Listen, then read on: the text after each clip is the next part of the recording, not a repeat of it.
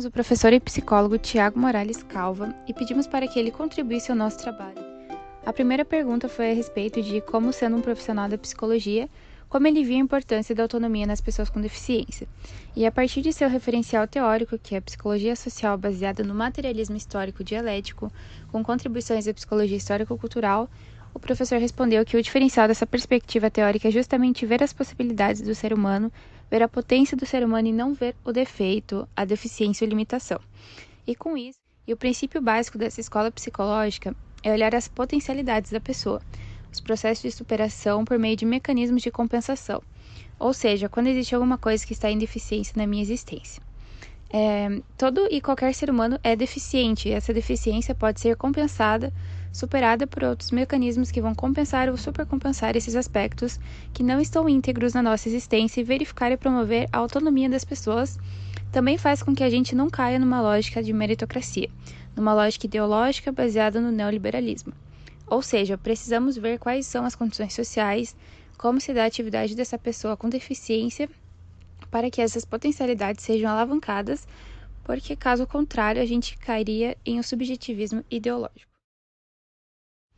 Perguntamos também ao professor quais recomendações ele daria para que haja um equilíbrio entre o cuidado e a autonomia. Precisamos estar, sobretudo, quando se refere a profissionais da saúde no campo das políticas públicas, diz que é preciso estar atento à Constituição Federal, às políticas de saúde, sobretudo a Lei 8080, de 19 de setembro de 1990, a qual descreve os princípios do SUS. E um dos princípios do SUS é você olhar para o sujeito em sua integralidade, olhar para o sujeito em sua autonomia.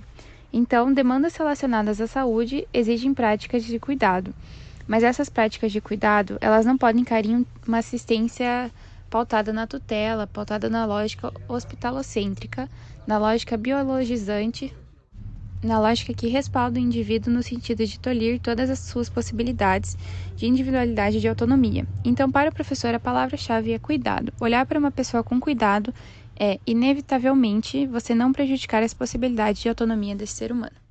Perguntamos também como o professor vê a maneira como a família pode promover a autonomia.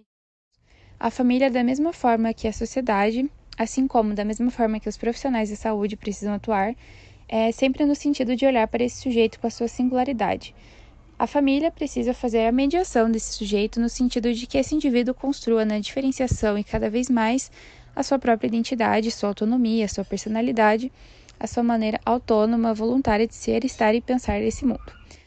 Então precisamos ter um cuidado que seja um cuidado ao mesmo tempo desafiador, que seja um cuidado respeitador da autonomia do sujeito, que seja um cuidado que desafie esse sujeito a criar e superar e transformar suas possibilidades de vir a ser.